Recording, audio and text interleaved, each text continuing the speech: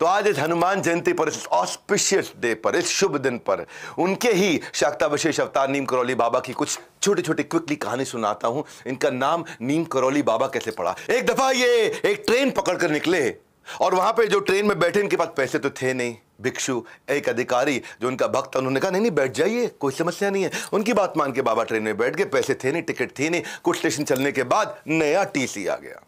वो तो बेचारा चला गया। नया टीसी आया, वो अटक गया। अरे उतरो, बिना टिकट के बैठ गए हो, उतरो यहां से, बिना टिकट के बैठ गए। बोलो मेरे को अधिकारी ने कहा। अरे कोई अधिकारी नहीं, बिना टिकट के बैठ गए हो। बाबा जी के लिए उन्होंने ऐसा बोला। बाबा जी उतर गए, जाके नीचे करौली नाम के स्टेशन पे नीम के पेड़ के नीचे बैठ के समाधि में बैठ गए। पर वो ट्रेन नहीं चली आगे। बहुत कोशिश करी, सारे इंजीनियर, चीफ इंजीनियर सब आ गए, सब ने अपनी बुद्धि लगा ली, सब कुछ कर लिया, ट्रेन नहीं चली। अटक गई ट्रेन, वहीं के वहीं खड़ी के खड़ी रह गई। खूब हरी झंडी दिखाई जाए, हरी झंडी वाला, लेकिन ट्रेन नहीं चली। सारे अधिकारी आ गए, सबने जोर लगा लिया। उसके बाद लोगों ने बोला कि आपने उनके प्रति अपराध किया है। वो बहुत महान संत थे जिनको आपने उतार के नीचे भेज दिया। माना नहीं टीसी। पर जब पब्लिक का प्रेशर बहुत बड़ा, वो टीसी घबरा गया। वो जाकर के उसने फिर पेड़ के नीचे, जो नीम का पेड़ था, करौली स्टेशन पे उनसे माफी मांगी।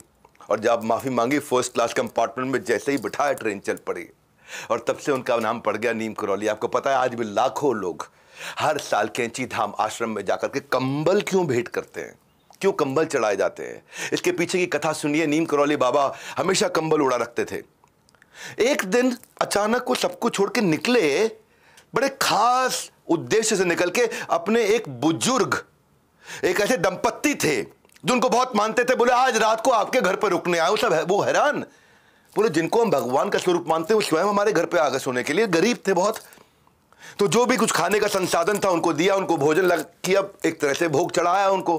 और एक चारपाई थी, उस चारपाई पर उनको सुलाया, बाकी दोनों जमीन पर सो गए। उस दिन रात को जैसे जैसे आधी रात बीतने के बाद नीम करौली बाबा कराहने लगे। बहुत आवाज आने लगी, जैसे कोई उनको बहुत मार रहा हो, बहुत पीट रहा हो। अब वो सोए हुए थे। बुजुर्ग दंपत्ति ने उनको उठाना भी ठीक नहीं समझा और खुद वो सो नहीं पाए, क्योंकि वो कराह रहे थे। इतना उनको दर्द हो रहा था, बहुत बहुत बहुत तेज दर्द हो रहा था। हिल रहे थे, कांप रहे थे, वो दर्द उनको देख रहे थे। तो जब वो सुबह उठे, उठते ही नीम करौली बाबा ने धीमे से इस कंबल को आराम से लपेटा।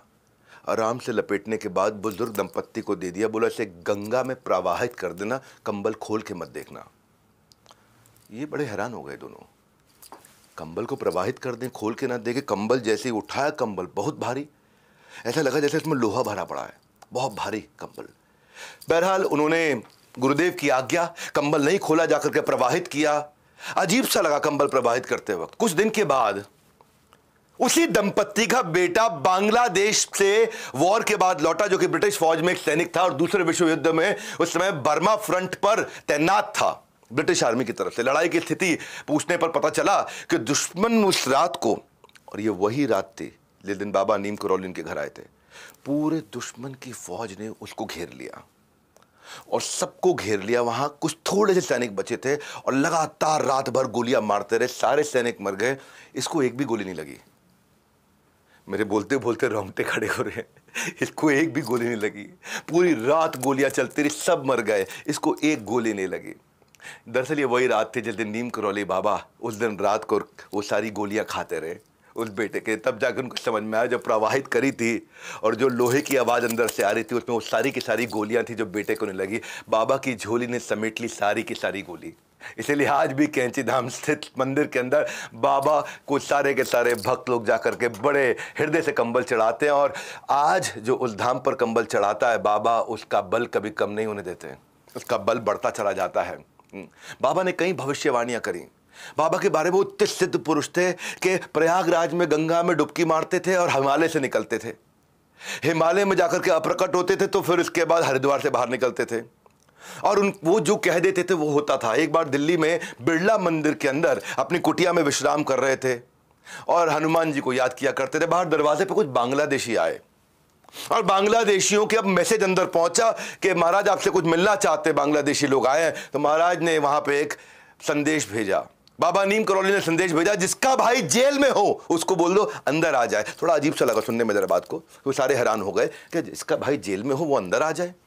अच्छा, किसी को पता ही नहीं इनमें से किसका भाई जेल में है। तो एक आदमी ने बोला मेरा भाई जेल में है, मेरा भाई पाकिस्तान के अंदर जेल में है। तो वो जो बोला उसने कि मेरा भाई जेल, उसको अंदर ले जाया गया। तो बाबा ने कहा कि भाई तुम्हारा भाई दुश्मनों की कैद से जल्दी बाहर आएगा और तुम्हारे देश का सबसे बड़ा शहंशाह बनेगा। इतना कह के बाबा बोले जाओ अब अपना समय अपने भाई के इंतजार में, उसकी वेलकम में, उसकी स्वागत की तैयारियों में लग जाओ, वो आने वाला। तो उसने पूछा कैसे मुमकिन है महाराज, गुरुदेव, बाबा, ये कैसे मुमकिन है? तो मेरा भाई पाकिस्तान की मियाँ वाली जेल की काल कोठरी के अंदर है, सरकार ने उसको सजाए मौत का ऐलान कर दिया था। बाबा ने कहा वापस जाओ, भाई के आने की तैयारी करो, और बाहर जाने का इशारा कर दिया और लेट गए। आप जानते हैं कौन थे वो? बाबा के सवाल करने वाला वो जो शख्स था वो कौन थे? वो आजाद बांग्लादेश के पहले राष्ट्रपति शेख मुजीबुर रहमान के छोटे भाई थे। तो ये जो है ना, ये शेख मुजीबुर रहमान प्रिजनर से प्रेसिडेंट बने, सलाखों से सीधा सत्ता मिल गई। आज कहां और कल कहां, इसके पीछे आपसे भी बोल रहा हूं मैं, हाँ आपसे भी बोल रहा हूं, एक ही चीज तय करती है आपका कितना बड़ा विजन है। और वही विजन देने का मैं काम कर रहा हूं हमारे देश के एंटरप्रेन्योर्स को। हमारे यूट्यूब की कहानियों के द्वारा एक एक करके पूरे देश को खड़ा करेंगे।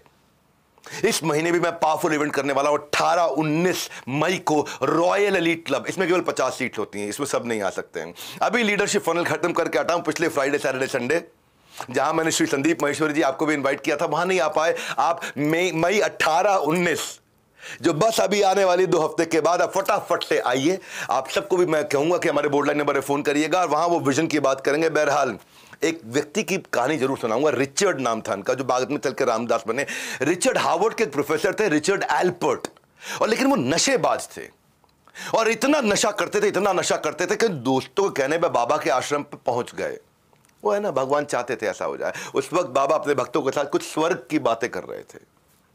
तो रिचर्ड बोले बाबा स्वर्ग मैं दिखा सकता हूं आपको, यहीं दिखा देता हूं स्वर्ग आपको। बोले दिखाइए। तो रिचर्ड ने उनको फटाफट से एक LSD की नशे की बड़ी भारी भरकम एक गोली दी। बोला ये खाइए और देखिए एकदम स्वर्ग देखेगा। बाबा ने सोचा होम्योपैथी की गोली की तरह ठक से बच्चों की तरह खा ली।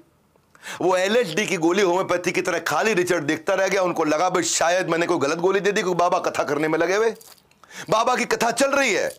वो आगे बढ़ा, उसने फिर से वही बात कही।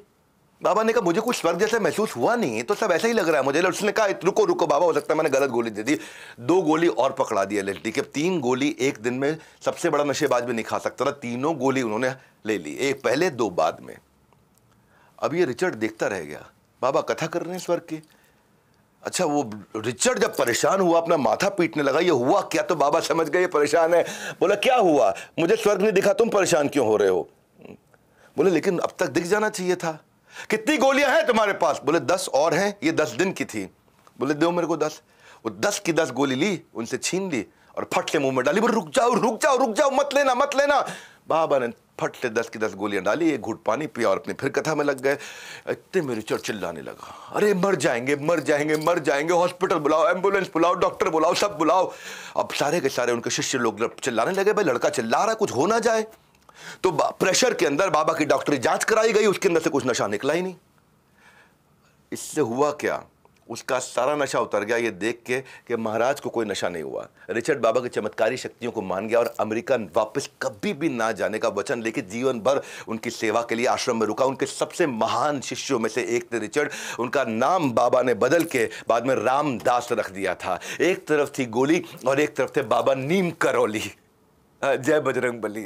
आज बड़ा खास दिन है, बहुत दिल से बात करना चाहता था। वो बाबा को स्वर्ग दिखाने आया था, बाबा ने उसका जीवन स्वर्ग बना दिया। भक्ति रस से बड़ा कोई नशा नहीं है, ये चढ़कर कभी उतरता नहीं है। नीम करौली बाबा का कैंची धाम, जहां गूंजता है राम भक्त हनुमान का नाम। आज हनुमान जयंती के मौके पर यह तो कहना पड़ेगा कि हनुमान जी जैसा भक्त और सेवक कोई नहीं था, ना कभी हो सकता है। एक बार जिम्मेदारी जो उन्होंने ले ली, समझ लो जय बजरंग बली, जय बजरंग बली। और ऐसी इंस्पिरेशनल स्टोरी के साथ आता रहूंगा, बात बात पे बहुत कुछ सिखाता रहूंगा। आज का वीडियो कैसा लगा कमेंट बॉक्स में बताइए। बाबा नीम करौली की बहुत सारी कथाएं और हो सकती थी, पर एटलीस्ट इस शॉर्ट वीडियो को पूरे भारतवर्ष में फैलाइए। हमारे साथ जुड़े रहने के लिए, वर्ल्ड के नंबर 1 एंटरप्रेन्योर यूट्यूब चैनल को सब्सक्राइब करने के लिए बाउंस बैक के साथ आपका हृदय की गहराइयों से प्रेमपूर्वक बहुत बहुत धन्यवाद।